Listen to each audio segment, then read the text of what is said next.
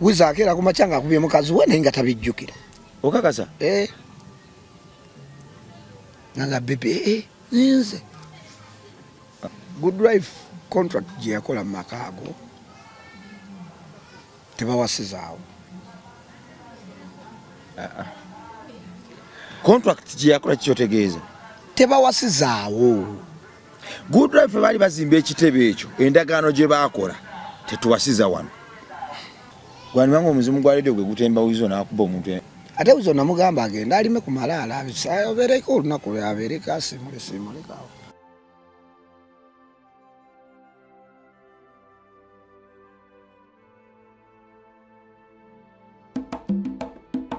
Lenga naffe tugenda kwejjusa olina bizinesi yo gyolanga oba oli munnabitone muyimbi komediyani oba MC lenga kontenti wo wano naffe MR Live tunda kontenti wo mukadde katono obune ebitundu by'eggwanga byonna MR Live where charity begins. Engumi mu mukamaawo maka ng'etabuse amaka ga mukamaawo gabadde ki Makaji Neverland buli kadde Wizo omukulu Uncle Wizo ne mama Sandra Teta buli kadde kiki leero kino ekinuka nkibagambe nali nako okwogera ku Good Life kuba amanyi bingi nnyo mu Good Life. Good Life kibiina kyali kyamaanyi era tukuba endongo eyaki y'amaanyi era buli omu amanyi kye bayita Good Life. Forming out Good Life bamuyita Jeff Chiwa. Ye founder.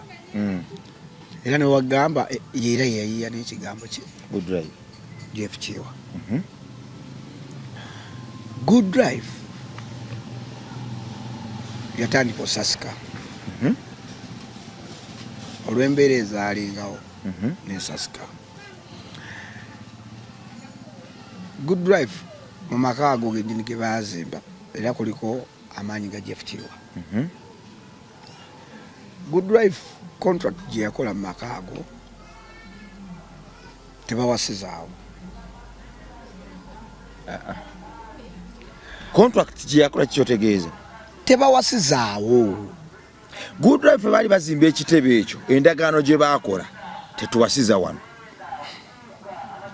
Tuddeko wano Wizo yakola okuva edda yali akuba abakazi gwali muzego okuba abakazi. Era Wizo akera ne ku makya ne yeebuuza lwaki nkoze eki. Wizo ayise mukubi w'abakazi. Wizo si mulwanyi. Kiki ekitemba Wizo? Ndagaano ze baakola wali wantu tuwasizaawo Wizo yazimenya. Senga Wizo yafuna Moze senga we yavaawo. Tuga Moze yayita so awasizaawo. Hina Lilian yajjanga Wizo n'agenda. Wali tebawasizaawo.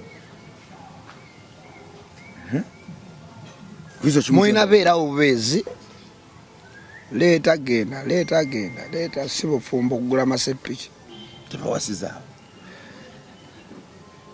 Era Wizo ayina kufuna makage malala agenda funa emirembe.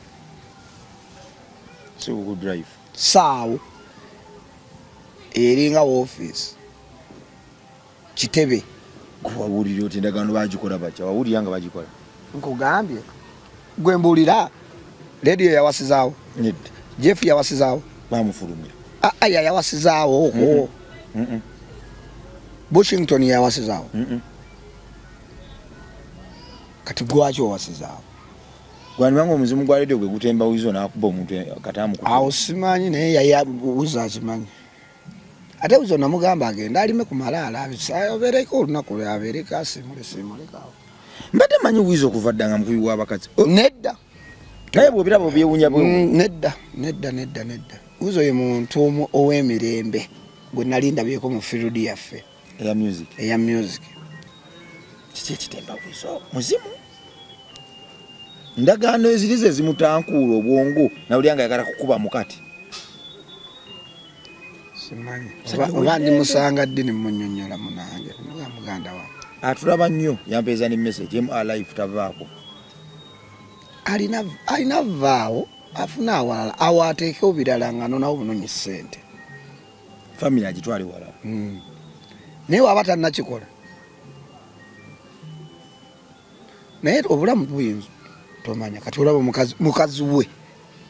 n'amutomera n'amumenya kati kyekyatemba omukazi oyo okugenda otomera bbaawe kirange kyenneewo saba kumutta wiza akeera ku makya ng'akubye mukazi we naye nga tabijjukira okakasa nanga bebe nze naye wantama kujubisa ebintu biri siriyazi gojubisa bujubisa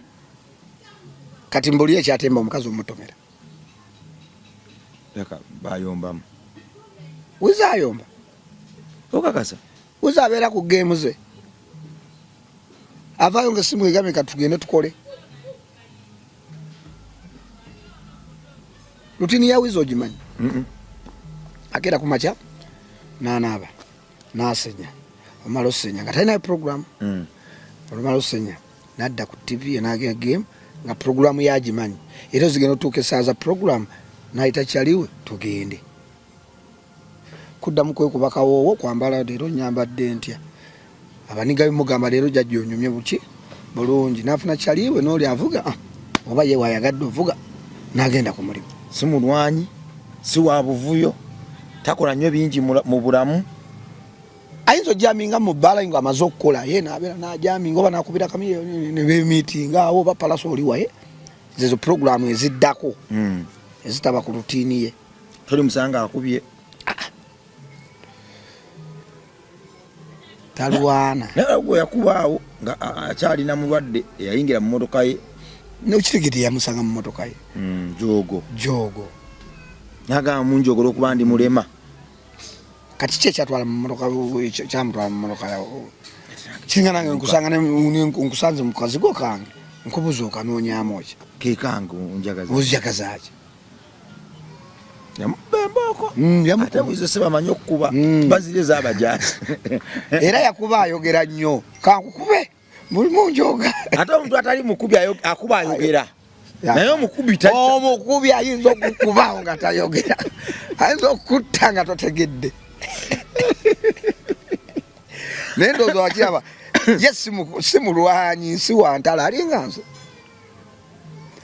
era nze isholi wantalo nze entalo zange zaali zadda nyinza okubulira entalo nga 3 zewakola nga tugenza okuyimba eyo nga fena tulina kuvaako bufiki tumuleka asooka alwane tuyingire muloka tudde Kampala yanalabye pazo akweyimba anyway kakati pazo gwandiba omuzimu yandiba endagaano gye bakola omukago nga bakyali balamu ye mukubisa maama Sandra Teta okumumala wabumazi mukago yetemba Sandra Teta ku mutwe n'agenda n'amuyisaamu ebyuma oli alabika amusindikira message ani atani radio omanyani radio amusindikira message agisindika atya ate message mukube mukko azokoke nag bana abatulaba nalinako okwogera ku kitebe ekyo omukago olinga ondaba ziresa mikulu twako okwogera ku kitebe ekyo kati twogera tulina omuntu omu gwenjogerako King Sir kivulu kye ebintu byengulu eyo nabyewala era onkubidde simu ngambye kwogera ku kamiliyoni ntuba tulina otangaza naye kati nekino kibadde kikulu nnyo kubanga wizo nze ye mutu gwemmanyi ow'eddembe naye kubanga wizo producer kisoko je tukuyisemu akalango wano yabaliko sebo owaayi jam tukuyisemu producer agenda kulya kamere ye ng'odduka ne ofisi ogenda kukola ki kwata ebisumuzo by'emmotoka ogendere mu mmotoka fish mukubira akasimu mukubemu ani akuba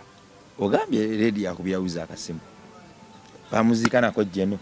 bwamala akankubire ku wizo ono kati amukubemukko Red Banton yagamba si ate yangamba omusajja ayimbidde eggwanga ensi n'essaawa za leero ennyimba tukyaziwulira ne bayimba mu bbaala mu Buganda ki tetumukolera lumbe olumbe teri alwogerako Red Banton yamuloosa yafuna omukisa n'aloosani lwediba message zonna taziraba ate ng'oli ye munne waliwo munne amusinga okuleka maama waliwo owulidde ku taata wa Moze tumanyi Kasubo Jane ye maama ne maama wowe Ejjinja eyamukuza eyamusomesa mukwano gwe addako wasingira ddala ye Wezo olumbe luleese obuzibu kubanga ate era omugenzi bwe yagenda ona tewali kukuba waki okukuba okuva Red Banton yayogera ku lumbe okukuba olwo lumbe lwe luleese obuzibu sajagambye mutanjabiza lumbe namwe omu kumu agenda kati oli mukazi yajjawo amaanyi okutomera bwatonjabiza lumbe naawe ogenda kungoberera yali message azimusindikira naye tamanyi lumbe lwe luleese obuzibu kwabya lumbe olumbe lunaggwa luti owiza ddamu ogenda wiza engoma zagenda ofubutukaawo ogenda ziwulira kisoboka era olina omukisa gw'amaanyi nnyo nti nze nkubuulidde ne Lwediba yabagamba olumbe lwe lutabula Wizo ne maama Sandra Teta message ezo zonna bw'oba tonjabiza lumbe naawe saawa yonna ojja Moses studio nga batabuse oli mukwano gwe kyekiganyo muggulu we bayinza okukuba neyiitya ne basinga ne ku sitaani omanyi muggulu eyo sitaani yali asinga oyimba duwa radio ne Wizo yali yattamanyi na sitaani kuba nabo bamukubamu hiiti duwa radio ne Wizo gwe tomanyi eyinza okutuuka mu ggulu twanyirira nate sitaani ali eri mugeye twazaala abaana bannange Nyero abasajja abo bayimba Nyero wamuzaala awo nazaalawo Pako Pampa ne Fridge abantu batuuma mannya kifiishi nani zasala kulaa mwana wange nga bamuyita erinnya ate n'omulala ne bamuyita omwana ye Pakolo yeeta omu Pako ne Pampa ne Fridge Fridge ye muto kati ye muwala wankinjagala nnyo beddira kyabo bonna ate taata waabwe mba wankima bo babaddira kati Pako lyankima waliteeka mu muzi lyange nze nkutuuma ewaabwe taata we mutwale wa muzeyi byamutuuma birala abaako neririye maama wa muzaana nga nkuzaalidde nga mugambo ye Pako oyo Fridge kusomero bagateeka ku lipooti bwe bate baliteeseeko ani abaweerera welikomawo nga teririko ku lipooti kamwejja beewereremu kyenjaga ku bawala be nafuna nga tungeeyo mu Good Life beerabirira abaana baabwe bampita buyisi jangu olaba omwana akuze jangu obatize naye batwala ewaka atandise okukuula amannyo sikyalina abo naawe kati natuuka njagala nakufuna mpiso era njagala kufuna mpiso kwegema siddamu kuzaala nawulidde baagikoze empiso siddamu kuzaala oweza bameka bangi tobali lwanzaalo bangi tobali lwanzaalo bangi kati nze ate abakyala bafaani bo kubanga buli ayita wakuwulira bo buli ayita ate baba basanyufu nanti kati bayisa bulungi mbakubye ekikombooti ng'omwana Katonda ali eyo atugoberera AK Fashions bw'ayagala okwambala onyume kyekikugaana okubakyalira kawo kunabukeera ebibuuzo bye babiddiramu ogenda kwanjula ogenda kukola ki olina pate olina kukyala bagenda kwanjula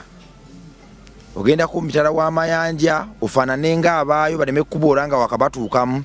AK Fashions beeyune namba z'essimu eziyitaawo t-shirts jeans enkofiira jackets menye kindeke ki lwaki nze tebampaayo nange bampeeko ali Haji Kalimu musabe Haji Kalimu owa AK Fashions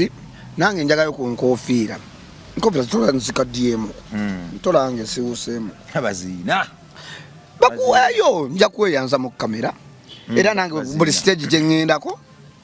nina show ya King Saa 21 mbiko mu tawuni nja kubaako njisuna ne ku TikTok walinga obayisa mbayisaamu semaduuka munene akomeeri nayingiramu nalimbuze nagendayo nalimbuze nalimbulidde mu just enkofiira emu oba ne t-shirt ate ali ajagaba kimu tagaba kimu nange omulanga gwange aji oguwulidde nze muno MC Fish ate nkumanyi mumanyi nno omusajja mukakamu mumanyi nawulyako Sebanga nga muyisaamu ebyalyawo Sebanga omanyi mukubi wa Luseke naye nange nnyumye mu makindi mbagamba ono omukulu mumutegeere eke bwe t-shirt nga kinyereketa bwe kiti nga kibayeko supu w'enkoko ng'ofulumayo ne bagamba afulumye kyobonoonyezaamu pazo pazo ngenda mukubanga toye naye ate kituufu ajja kuwanga omaze okumunoonya kwatakolagana nabuvuyo ezo entalo zaffe kyenjagala okugamba nakigambye neggulu nakigambye nyinza n'obutakiddamu ti omuntu wakubbako ekikyo onyiiga tosobola kubaawo nawe n'otandika ekigambo nze good life ng'ate abantu bamanyi good life kyeki kibiina kyatandika wizo tugenda mu okimanyi nti ekibiina ekyo kyatandika tugenda mu bawizo tugenda mubawizo wizo yaliwo amala nekiddako waluka n'akatono kayimba nako ne baddamu okuyinga baga tugenda lady and wizo Jeff n'agamba bano bajja kukubagana nnyo njeyo ndongo Jeff n'agamba eno gye bayita good life yarabira wala Jeff yarabira wala nti ye mugezi wamanya tulete kibiina twenkane tewali asinga munne wano eno gye bayita good life era mu Kampala muno obo bala ebibiina ebikubye biringa bina Diona Island Firebase Fangoni Forest ekyo kyakajja nkubalya biri ebikadde Anton jawulidde Eagles Production Good Life Firebase Diona Island ndozo tegedde bulungi Fangoni bano bapya Fangoni eri myaka si mukaaga Firigo gyerabidde ebibiina abo birabirako Firigo bansonyiwe kubanga si bali nnyo ku myaka gyange bo bali kituufu kitegerekeka obadde oyogedde nnyo emyaka gyo emyaka gyange kale nti Beauty World gweyagala okunyirira olususu lumasemase bwe ruti owunye bulungi olina bumugabo yagala kwerukamu kuddugalamu kutoniwamu gejjamu kuwagala kasusu olina nkanyanya mugaba biki mmenye kindeke kyera batuukirire kunabaza essimu eziyitaawo bakuwa ekizigo ogende okulaba omwagalwawo ogende mubaagalwabo nga bagamba omuzungu wuuyazze omusama wuuyazze naye nga ddala kituufu togendangako bweru tobangako musama oli mwana waawo wano wokoledde ebbanga lyonna oyagala genda bweru ate bosanzeyo bakubuuze nti omaze wano emyaka emeka nga tegwalina okubabuuza oyinekira nti Beauty World buli kimu bakikola batunda ebizigo bateekateeka abagole batwala n'ebizigo emitala w'amayanja embagayo eri Amsterdam eri UK eriwa bo baga nti nedda ggwe jangu wano ffe tubikole naye no bajja kukuwa ekizigo nja kiwa mukyala wange anti naye balina ekyabasajja nze njasigala munomo yange byonna babiyina gwe nga bwoli bakwongerako kasavu nobanga oli bwoto naye andabirwamu njagala mukyala wange Jeni okimanyi nafuna omukyala ddala bali abakyala ab'edda bambi mukyala wange talya nkoko mufumbi talya nkoko njiri ogwo oli omusoga owa ddala okifiikyo banga bagoba ku mukyala enkoko ate nze nina omululu tuli babiri ewaka ogigula n'ogiri omu era ne mungireetera mu chips alonda mu chips nze nendi ekiwawaati